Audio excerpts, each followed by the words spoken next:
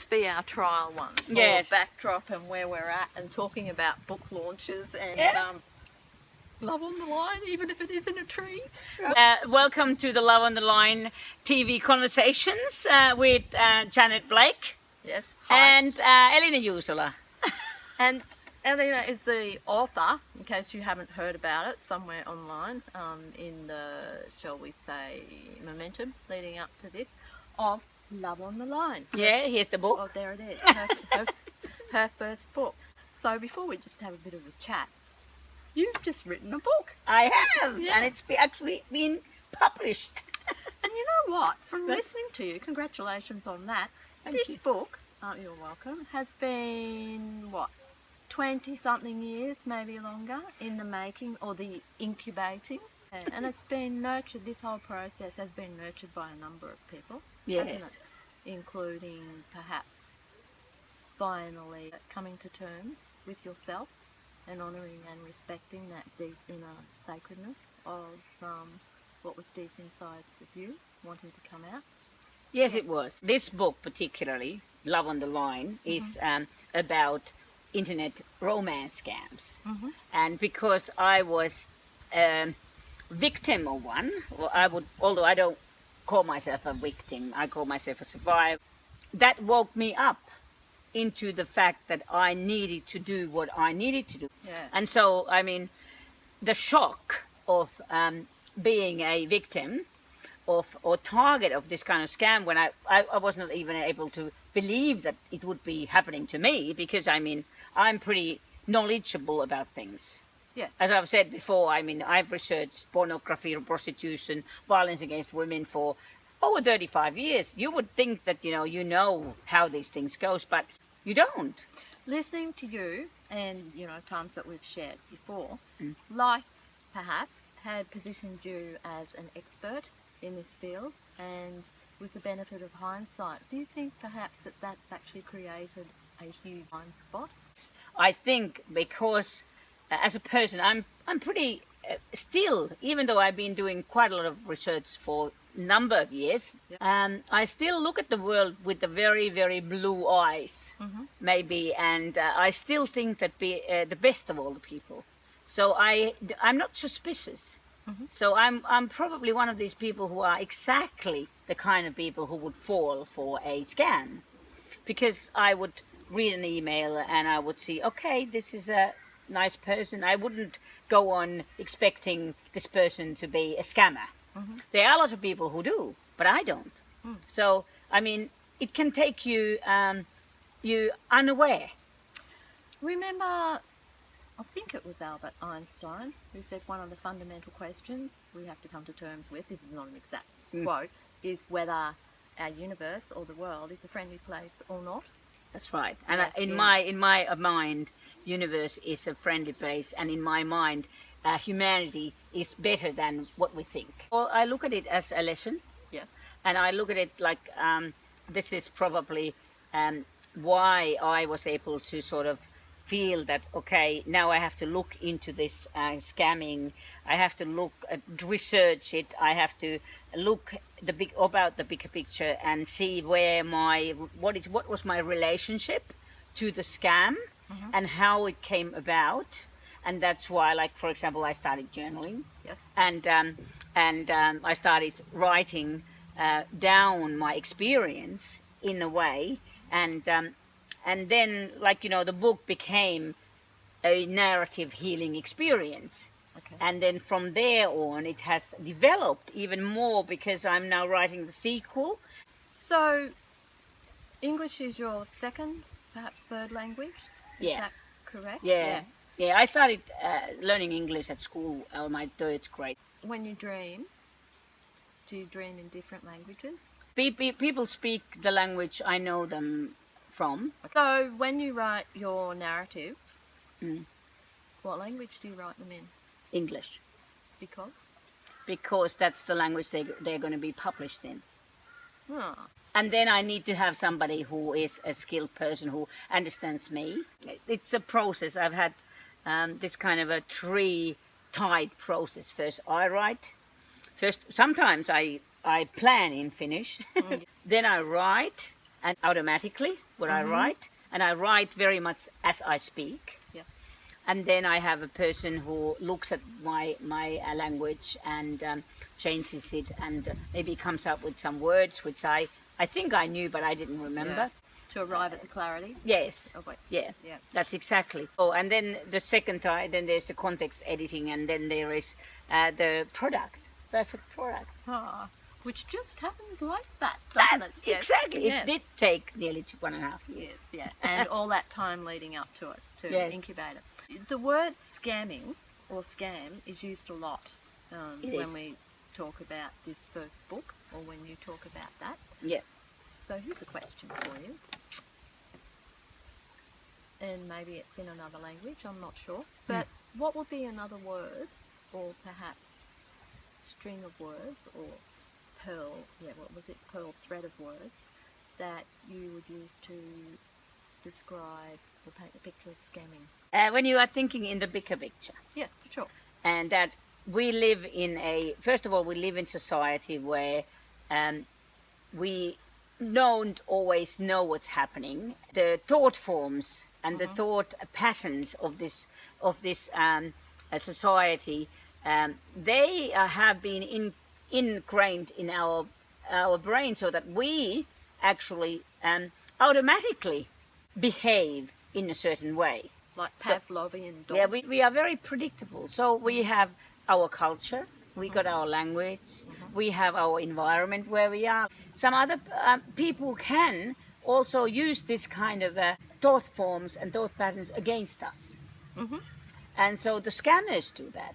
People who are trying to get something from us for their own behalf. Do you think also there's an aspect of, in terms if it's us and scammers, that they see the wound that is crying out to be healed? Yeah, I think the scamming is all about emotions. Yes. And it's about catching that weak, vulnerable moment of the target. So let's say that in my case, I was really ill Yes. already because my mum had died, and I had developed fibromyalgia.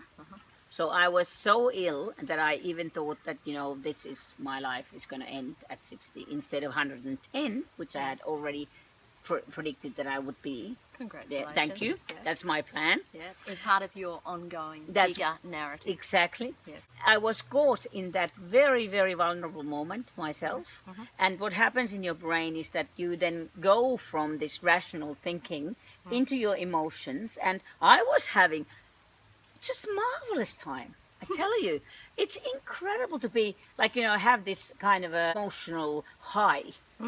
And I had not honestly felt like that in a long time. And what I realized with this scamming experience was that I could change myself. I could, live in my emotions deeply.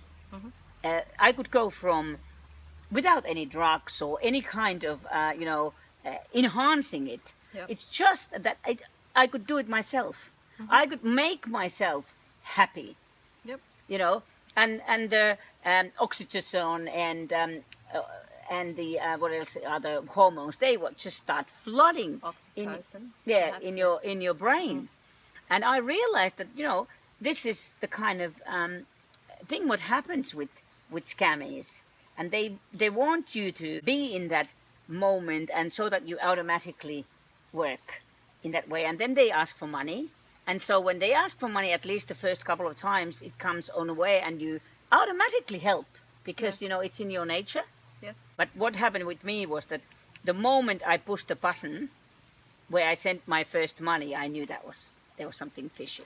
Oh, did you? But you Yeah. still did it. Yeah, after I had sent it, I went like, oh, this is something I've done. What did I do? Yeah. And then I went and I sent an email to my son. Yes. And he, of course, found that it was a Ghana scam. Yeah. And then he said to me, like, this is what he said. He said, don't, here are all the links, but do not click on these links because, you don't need to read all the crap there has been about this person. Just keep the good memories, and particularly the romantic memories. Yeah. And this is how writing this book came about. So for me, just watching the process unfold in terms of your launching your book and what you've been talking about, the editing and pulling together of the story, and the story actually has evolved even during that process, and it's evolved even more as we were talking earlier over tea and coffee. One of the keys, if you like, or highlights of the book was when your son told you just to hang on to, or hold on to. It was a bit more than just the good bits, but the bits where he made you feel alive, awake, fantastic, and it was even a bit more than that, wasn't it? Because it was enhanced awareness and all those things. So hold on to that state. Yeah. And he didn't say it in so many words, but remember that the messenger is not the message. Yes. What happened there was that we actually started having ideas of what kind of documentary we would do. Like, you know, the documentary about the scammers who are working in Ghana in their call centers, and then, you know, pretending to be this third kind of person who was in Afghanistan as a militant, and then you have this person, you know, this third person who is actually the target, who is the romantic person who is there. And we had we had so much fun, not only with my elder son but also with my younger son, you know, and then so it became a sort of like a inspiration and a muse. Yeah, M-U-S-E. Muse. Yes. Yeah. So the essence of that whole, what should we say, event. Exactly. Yeah. A narrative? I think so. That's exactly. And from there we can go into the storytelling, and that if you would be then looking at your life from the deep depth, you could be tracing your emotions from one place to the other. You could be doing a journaling. At this stage, we have this new kind of consciousness coming in, where we are now being able to create our own world. In like the quantum theory says, and the quantum thought patterns, they now are telling us that we're not stuck into our ways. And we are not stuck into these thought models. We can actually create our own life. So this is like my storytelling then, that we could create a happy ending. Yes. To our story. And we could create lots of endings. Yeah, exactly. The happy ending is as likely as a bad ending. So, like, you know, we can be part of the creation of our own story. Cool. And in that way we can break this kind of generational victim idea. And we can rewrite our life scripts in terms of, or life stories, can't we? And that might be the end of it, because the book fell off our wonderful, what would we call it, bookshelf. Yes. So thank you very much for listening to us. And this was the episode 1 of our conversations with Janet and Elina. And we aim to do more. And so just keep up, subscribe, and once a week. The subscribe button might be down there. Yeah, do it once a week. We will have a new conversation about life, the universe, and everything. And about Love on the Line, and it is called Love on the Line TV Conversations. Okay, so brilliant magic week for all of you. Yes, in your adventure and exploration of Love on the Line. Yeah. Goodbye. Bye. Ciao.